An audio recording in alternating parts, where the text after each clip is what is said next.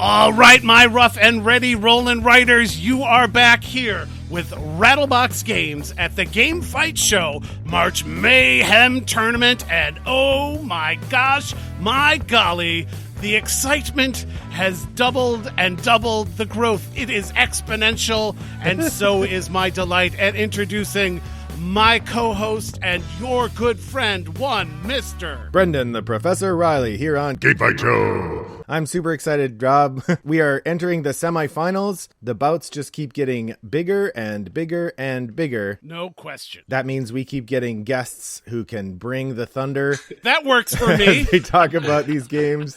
That's right. So I'm really excited to welcome Keith Matjka here on Game Fight Show. Welcome, Keith. Woo. Hey, thanks for having me.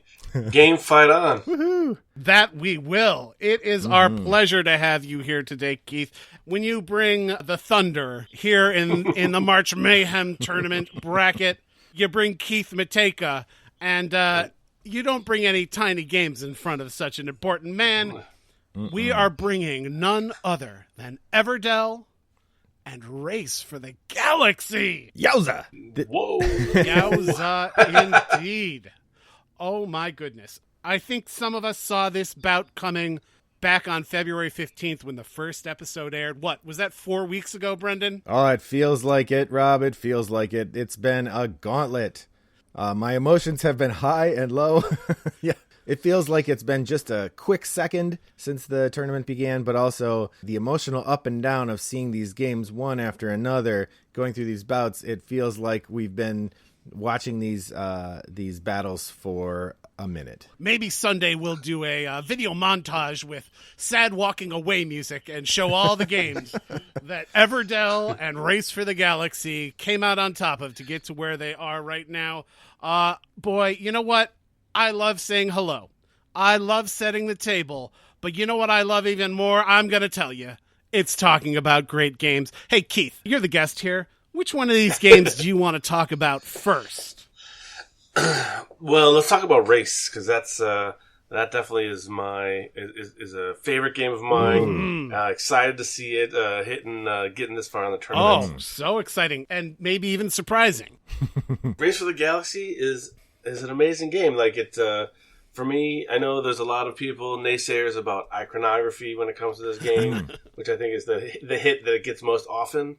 But multi-use cards, I'm a sucker for multi-use cards, and this card does it in spades. And it has so much strategy and so much replayability and kind of cool combos to discover. It's just a deck of cards. That's like the thing that's great about it. You know, it's like it's so easy to transport. You know, you can lay it down and have a really interesting experience. And it's one of those games where like I think I'm getting really good at this game, and then I sit down with somebody else who I've never played it. And they like play it in a total different way and just like totally demolish me, you know. So, Race for the Galaxy, you know, for me was like Dominion was the first big deck builder for me, and I played it a ton. And then the jump into Race for the Galaxy like took that idea and just pushed it in a different direction for me. And get this, like I don't even really, for some reason, like I really don't get excited about the space themes in general. But for like, this is like one of the few space themed games that I still really like to play. Well, you know, I think that's a great point. Of course, you know, why else would we bring Keith Matjka here other than to expose you, the good listener, to wonderful points? It's so interesting to me that a game, you know, in a bracket that's got a couple of games with kind of pasted on themes, Race for the Galaxy is not one of those. I was reading an interview with Tommy L, as I like to call him, not to his friend face. of the show. Unwitting friend of the show, Thomas Lehman. But really, the theme was at the heart of his designing of this game. It wasn't an afterthought. It was actually born to be a collectible card game. But I'm delighted that he went the direction that he did, because I agree with Keith that this is just such a winner. It's just such a winning game. It does so much with so little. You know, I think, Rob, you and Keith have a great point. Agreed. That the way that the mechanisms reflect the theme, it's hard to find a game that works better in that regard, because you'll have a technology or a planet with a very simple name that implies a thing, and then you look at the mechanisms and you're like, oh, yeah, that totally makes sense. So it'll be, like a planet of salespeople, and then it turns out that it helps you. You get to sell twice as many things. Or, you have some of the military planets, and they make you better at doing conquests against other planets, but they're really hard to defeat themselves. So, there's few games that have such economy of language and economy of development, right? So you're not getting a big booklet that explains each card. Mm-hmm. You get just the card, you get the name, you get the iconography, but you can see the story developing as you play, and then you get this story that you've made. You're a group of merchants who like finding alien technology, or you're battling your way across the galaxy like the Empire in Star Wars. You get to decide how you're going to conquer things. No doubt, Brendan. Maybe I'll have to have you back on as a guest, because that was just some wonderful commentary. Yes.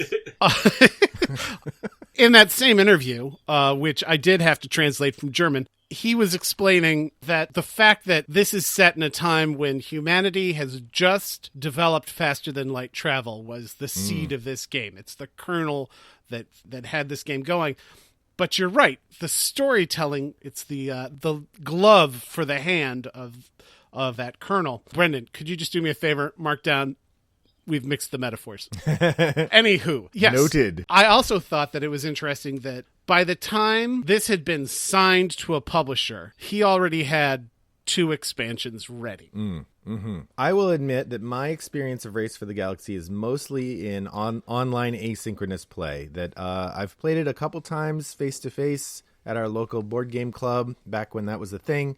But mostly I kind of keep a running game or two always going on Board Game Arena, where I learn the interactions of the cards, and often I'll go back and forth between Race and Roll for the Galaxy, sort of the spin-off we've discussed in previous episodes. I haven't tried the expansions much, so I'm not sure exactly what they add. Keith, are you familiar with the expansions for the game? I've played a few of the expansions, and I've also played, there's like a super simplified version. Jump Drive? That makes it even shorter. There you go. Yeah, Jump Drive. I found that the expansions, for me, muddy the waters. Like, to me, I just wanted the base game, and then I didn't really want all that additional stuff. I mean, some of it is just you start adding more options, and the probabilities of what cards are coming up starts getting a little bit more wild. So I just I just liked it as the base game, and I think I played it with the expansions a couple times, and I preferred it without. I played this one in person a lot. I played it online a couple times, and there's a pretty decent Flash version you can play solo against the computer as well. I played mainly in person, and I like it. I think that the only real knock that I have on the game is that the understanding the phases and the icons that go along with those oftentimes will confuse new players. But honestly, you played it a couple times, and you're well past that problem. I think that couldn't be more true. That first full playthrough of this game, if you are going from reading the rulebook to playing it with a bunch of new people, ooh, there's a race for comprehension. But once you get there, just like this game, once you've completed your Race for the Galaxy, you have been hopefully richly rewarded. I will say the one thing I've found that I really liked about the in-person that doesn't come through as well online is the matter of, I'm not going to call it bluffing, but reading your opponents, right? It seems like the beating heart of this game is trying to figure out which phase your opponents are going to pick, and then making the most of it by using that phase, even though you've picked something else. And so really just getting to churn on the fact that they helped you by choosing that other phase. It pays off in spades, and that translates into Roll for the Galaxy as well, and I really like it there too. The action selection in this game is, I think you're right, it's one of the axes upon which the delight of this game turns. And it can be the source of the greatest heartache when you expect your opponent to do one and they choose another.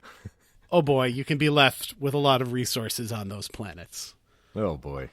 No kidding. Here's a question. I'm going to address it to both of you, because you're the other people on this call, and I addressed it to myself earlier, and I thought I had some delightful things to say, but I won't bother everyone with those. You're nothing if not practical, Rob. Oh, here. So I'm going to ask this question. Would Everdell exist as we know it without Race for the Galaxy? Ooh. Brendan.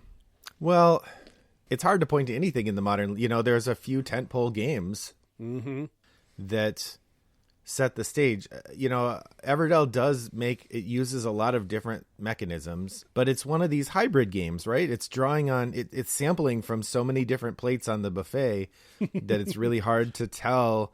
On one hand, I kind of want to lean toward Agricola, right? Because Agricola has the tight worker placement. It's got very important use of cards, but it feels really different than Everdell, right? I'd say the biggest place I see the overlap is in Everdell uses cards to kind of build this accelerating system. Exactly. And that's one of the feelings I feel in Race for the Galaxy. So I'm going to say maybe. I'll hold you to that. Yeah. Brendan has talked before on the podcast, as the loyal listener will know, about the progression of Everdell. You start out barely able to conceive that you'll ever be doing anything. You have so little to work with. And by the end, it is this sort of giant machine that's just churning berries and mushrooms left and right as the woodland creatures carry out your every wish. There is some correlation to that and what you can end up with in your society for Race for the Galaxy. Another place where they overlap a lot is that storytelling element. In Race for the Galaxy, we talked about when you play a particular card as a planet or a technology, that creates a story in your world. And, Everdell has so many of these moments. My favorite being one of the lands or one of the buildings you can build in Everdell is a dungeon. And then you can use the dungeon to sort of amp up your engine by imprisoning members of your town. You take one of the little, the farmer's wife or whatever, and you put that card under the dungeon, and now you get some benefit. I don't recall what particularly, but yeah, you get this idea of this tyrannical king who wants the farmland, and so he's thrown the person in the dungeon. So, I think that's one of the places where Everdell jumps in. And if I can make a connection without seeming too sycophantic here, I think that's one of the things that's made the Thunderworks games that I've played so incredible, is the way that theme and gameplay blends through the individual choices you're making through the different elements as being presented. I don't know if Keith's willing to veer off the Everdell conversation for a moment to talk about strategies of building stories in games, but as long as we got the expert here. Yeah. I mean, So, yeah, a great game has great mechanics that intermesh with the theme as closely as possible. So, it's just this process as you go through games. You take a step back from what you're doing, and you're saying, what is the theme of this game? How can we be more thematic? Where can we interject some story where there isn't any? For an example, when we were originally working on cartographers, in that game, these cards pop up that say you draw this shape or this shape, and you can fill it in with this. And originally, it was just symbols, like here are the two shapes, and here's the thing. And I said, well, but there's no theme here. This is just a mechanical thing. So we need to make sure each one of these cards has its own unique name, and they each have an amazing illustration that puts you in that place instead of just giving you instructions on what you're supposed to be doing. Without a solid game, then adding a ton of theme to something doesn't make any sense. But once you're kind of there on a mechanical level, then it's taking a step back and figuring out where can we push the theme more? Where can we give places for people's imaginations to go? And some of that is honestly just how you name components is a big deal. There's kind of multiple lanes. There's name it for what it does, so it's very clear to people what this cube is supposed to represent. But then there's also the thematic version of maybe this isn't maybe this isn't a bad guy token, but he's an enforcer, and it's okay, that word kind of means the same thing, but it triggers people's imaginations to figure out okay, he's the enforcer. What does he enforce? And who is he enforcing it against? There's all these cool kind of questions. And who's he enforcing it for? Right. No. And who's this guy's boss? And how did he get this job? And what are his qualifications? And are there any OSHA violations in this workplace? Exactly. I think sometimes, especially designers who are very more mechanical focused, which many of them are, like oftentimes the theming of it and figuring out where you can build the richest theme around the mechanics is a part that's overlooked a little bit, or is kind of left to the publisher to kind of sort out, which is fine. But sometimes I think if you just leave it to the publisher without kind of giving them, the designer giving a strong guidance of what you think would be cool, a lot of times the publisher will find something that's not as cool, or Sure. it's kind of a random thing. Like, well, if I just leave it entirely up to the publisher, then they may pick something that's not that cool, but they think is going to sell. But on the other hand, if you come up with something amazing and you provide it as part of the design to the publisher, like, this is what I think the theme should be, and these are what the cards should be called. They shouldn't be called the market deck. It should be like the something other very specific that's cool to the world that you're trying to build, or whatever. Sometimes at the end of the day, the publisher is going to have the final call, and they may end up going in a totally different direction. And maybe that direction is even cooler than the thing that you thought of. But it's a good idea to kind of provide that, and then we try to do that with Thunderworks. And I've got people on my team that always they challenge me all the time. They say, what does this cube represent? I was like, I don't know, it's the marker cube. And it's like, no, but what does it represent in the world? And it's like, that sounds like a conversation I feel like I had back in high school. No, but what does this cube mean, man? Exactly. Yeah. I will tell you that not only does it add connection between the audience that's playing the game, the end user, and the game, which is what is going to make you want to come back to play that game. It's what's going to make you want to get the expansion, get the next game, dive further into this world.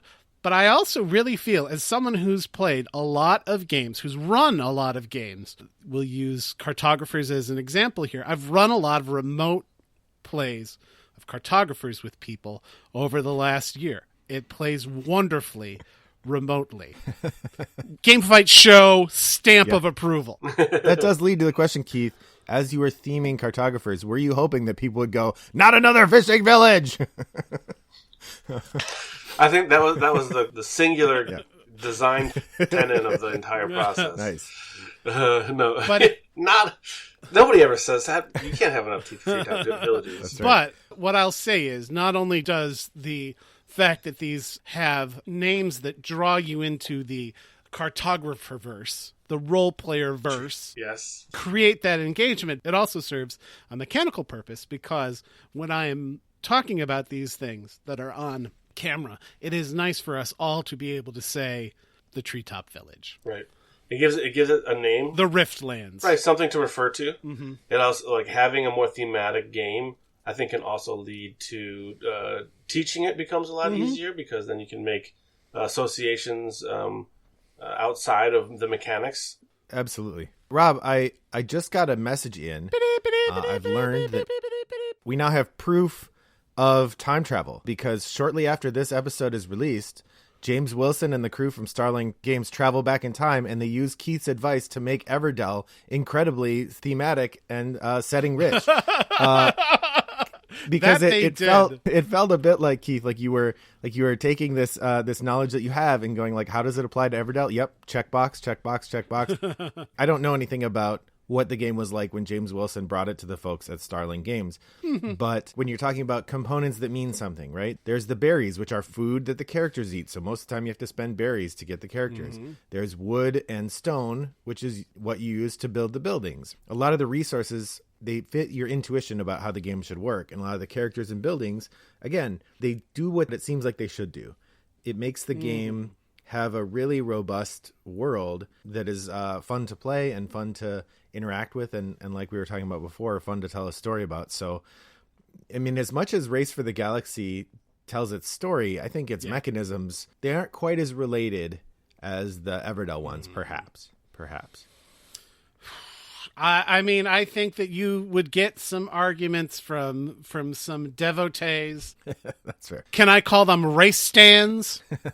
These two games highly thematic. These two games, engine builders, these two games very near each other in the weight rankings. We've got Everdell weighted at a 2.81 for complexity, with Race for the Galaxy at a 2.98. So there's not a lot of daylight between those two. Having shown both of these games to players who've not played them before, both games have a significant hurdle in playing. You know, the Race for the Galaxy, we talked already about iconography can be really challenging. That first game, it can be a bit of a bear. I will say, I've had games of Everdell. You know, I've kind of joked about there's no way you think you can do it. I had at least one game of Everdell where we got about 2 rounds in and they said, no, this isn't for me, because they just couldn't conceive of how they could get the engine going, especially playing against experienced players. You know, by the time you get to round 3 or 4 of Everdell in that first set of turns, an experienced player has already leveraged a couple extra turns before they have to do the reset.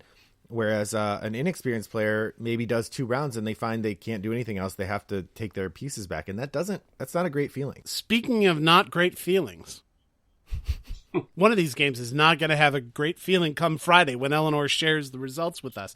But that will only happen if you, good listener, go over to Twitter. You go to @GameFightShow. GameFightShow. And you just vote. Now, how you're going to make this decision. Everdell, highly thematic engine builder. Race for the Galaxy, highly thematic engine builder. You know what? I don't know. That's up to you. But I know that I'm excited. Yeah, both games have a bunch of expansions. How do you decide? Yes. Both games have really great theming. How do you decide? Only one game comes with little squishy berries, so maybe that's the over-under. Actually, my copy of Race for the Galaxy did come with little squishy berries in the box. That was a manufacturing error. They were quite moldy, but they gave me a speedy replacement, and everything was fine. One game is fits into your handbag. Ooh. The other one is harder to move around. That's for sure. For sure. It's easier to picture. Say you're at Gen Con, and it's happening in person, and you're sitting on the floor outside of a hall, so that you'll get a good spot. You can picture playing Race for the Galaxy sitting on that bizarre carpet. It's hard to imagine whipping out your copy of Everdell, setting up the tree, and playing it there on the floor. So maybe that's something that'll help you folks decide. And when you go into the Gen Con hall, you can buy Race for the Galaxy and 2 or 3 expansions, or you can buy 1 copy of the Everdell Collector's Edition, right? Yeah. Or maybe Everdell and 1 expansion for the same. I mean, your Race for the Galaxy is a much easier barrier of entry for the price conscious, for sure. For sure. You know, speaking of conscientious people, I've known Keith Matjka for some time now, and I know him to be a very conscientious gentleman. Keith, will you tell us about the conscientious work that you are doing on behalf of the gaming community over there at Thunderworks Games, day in and day out, helping to give us things to do over these dark and remote times? Sure. 2020, obviously there's no conventions going on. There's not a whole lot going on. So that means that Keith sits at his desk and just makes games. Instead of being out of town, 12 to 14 weekends a year. So that means there's a bunch of stuff coming. Nice. Hey, gang, I'm going to stop you just for 1 second, Keith. Hey, gang, we found the silver lining. Keith, take us on a tour for the silver lining. Sorry for interrupting. No worries. So 2021 is bringing 3 new titles for the summer. So we've got the 2 things that were on Kickstarter, one being Role Player Adventures, physically the largest game I've ever done, the most expensive game I've ever done. It's the one that I worked on for the longest, and you could arguably say that I am the most excited about of anything I've ever done. Wow! But it's basically it's this 12 story arc.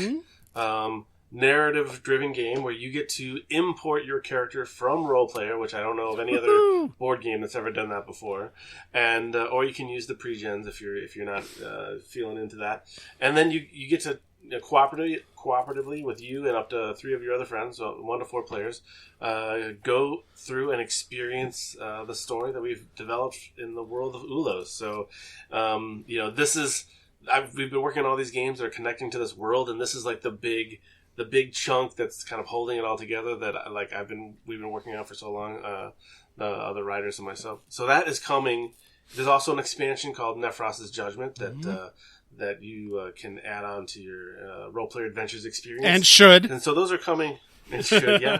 I mean, so the thing that's cool about the expansion is that in Role Player, there's 41 across all the expansions. There's 41 different backstories that you can get when you play. So the Nephros's Judgment expansion is that there's 41 side quests, one for each of the backstories that ever existed in the game. Wow. So if you played Role Player and you got like Rift Walker, then when you play Role Player Adventures and have the expansion, you're going to have specific quests and encounters based on the fact that you have that backstory. So, and then if you play with lesser players, you can actually kind of take on a second backstory so that you can have, you can kind of join multiple backstories together so that you can see more content in one playthrough. But, so that was a beast to write. And it's, I really like these narrative adventure games where like you feel like you found something rare. You feel like your experience is much more unique than somebody else's. And that's what kind of the expansion is about. So that like, there is a lot of content there, but like most people will not see, the vast majority of it unless they play through multiple times. So there's that kind of stuff that I really like. And then the main game is great. And that's coming. And on top of that, Cartographer's Heroes, the new version of Cartographers is coming. So not only do you have a new standalone game that you can also mix and match with the base game, we also have 3 new map packs that have like new ways to play and like slightly different rules and a couple new cards in each one. And then you can buy those things separately, and you can still get a hold of all these things by pre-ordering on the Thunderworks Games website, www.thunderworksgames.com. Go there now! Go there now! In the store, you can pre-order all the stuff if you missed the Kickstarters. And then I've got a brand new title coming straight to retail called Cape May, and that is coming probably in June or July. We're going to open up pre-orders for it on my website in the next couple of months. But that was developed by Scott Bogan and was designed by a new designer named Eric Mosso. So Scott Bogan is a friend of Rob and mine and Brendan's as well. So he helped me out on that game, so that was fun to kind of let him flex his development muscles. For sure. There. So that is an exciting kind of Euro city building kind of. It's a cool game. It's always a tough one. It's another one of these kind of mesh of lots of different mechanics from different areas. So it's kind of a little bit hard to put in a bucket.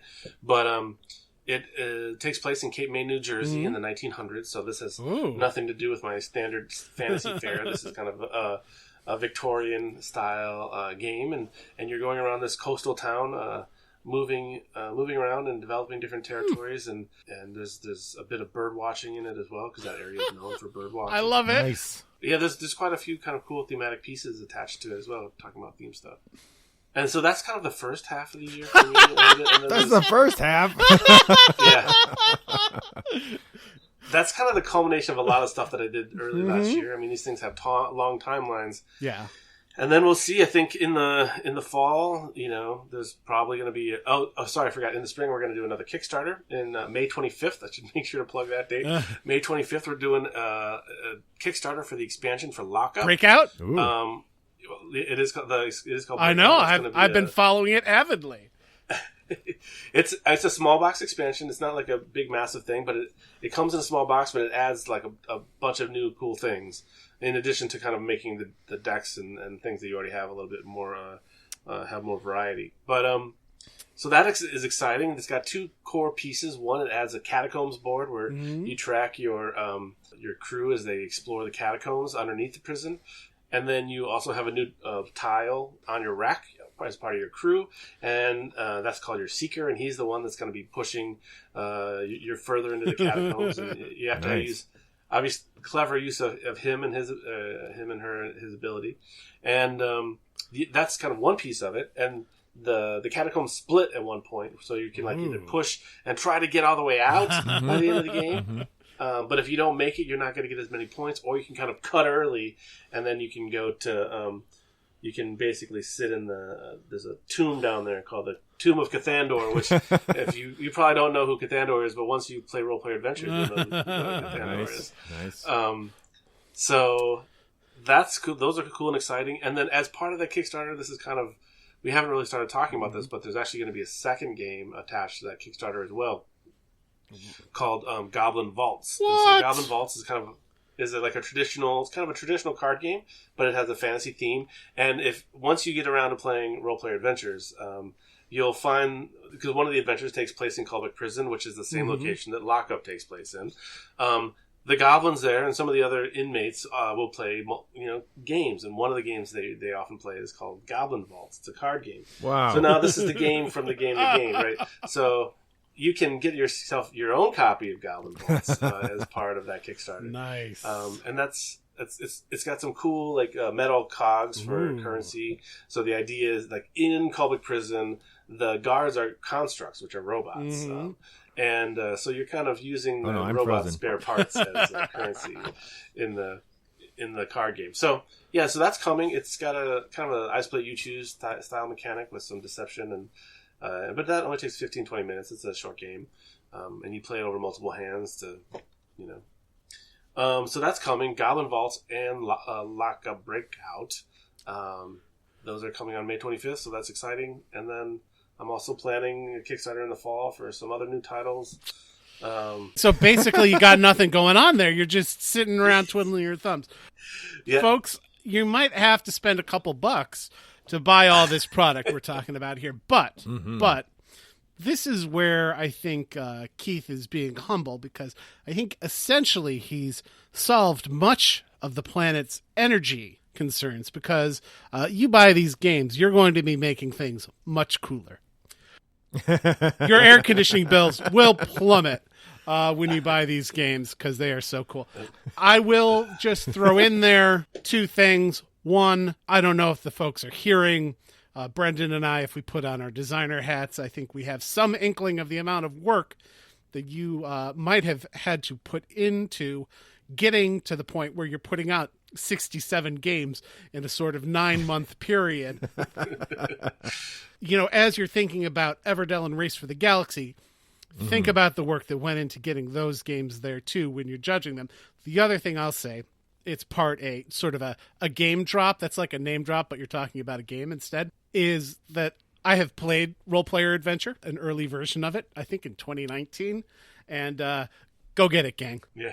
Rob says, pick yourself up a copy of that. Yeah, that's cool. Well, if I can add in one more note, Keith, particularly about Keith's humility. So Rob mentioned that we help run a board game club in the Chicago area. If you're in the Chicago area, once things get to the new normal, check out Toggle Gaming. If you're not in the Chicago area, check us out online. We play games every Tuesday night. That's right. I do want to mention, Keith, and we really appreciate how generous you've been to the club. Here, here. We've played the game, and you've offered prizes to people playing the game in our tournaments, and it's fun to be able to say, fully aware that he's a friend of the group rather than secretly. So, yeah, thanks so much for that. Happy to be I'm just excited that you guys are playing the games, and happy to... They are out on the table every week. That's cool. Cartographers is definitely one of the games that we've come back to the most times on our Tuesday night remote plays for the club. And that's because it is such a smooth game all around, let alone to play in that format.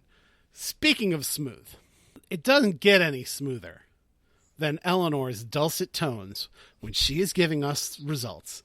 And I think, Brendan, if I look at the grandfather clock here in the corner of the recording studio, which, boy, we should have turned the gong off on that. But what are you going to do? Anyway, I think it's time for Eleanor to tell us about the results from the last match. Hi, everyone. It's Eleanor here with your results.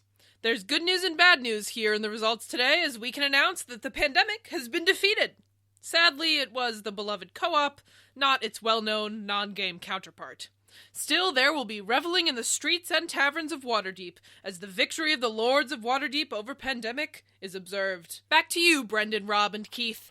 Well, thank you so much, Eleanor. Oh boy. Yowza. What? When you put pandemic and Waterdeep, when you lock them in a pit, just one's coming out. But I think this just goes to show you never know. You never can You tell. never know. C'est la vie, says this old man. It goes to show you never can tell. We look forward to seeing how this matchup comes out. Don't forget to go to @GameFightShow on Twitter. At Gamefight Show. And vote, vote, vote. Other than that, it is our distinct pleasure here at Rattlebox Games' Game Fight Show March Mayhem Tournament to have had Keith Matjka here with us. Keith, thank you so much for joining us. Happy to be here. I'd like to apologize to the gaming community. The 30 minutes we've been recording probably means Keith won't have designed 6 games. So, sorry, gang.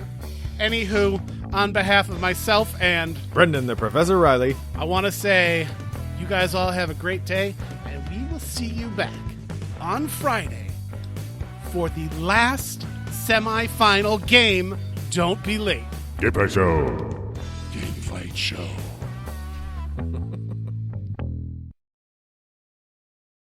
Brought to you by Rattlebox Games. Back to you, dinguses.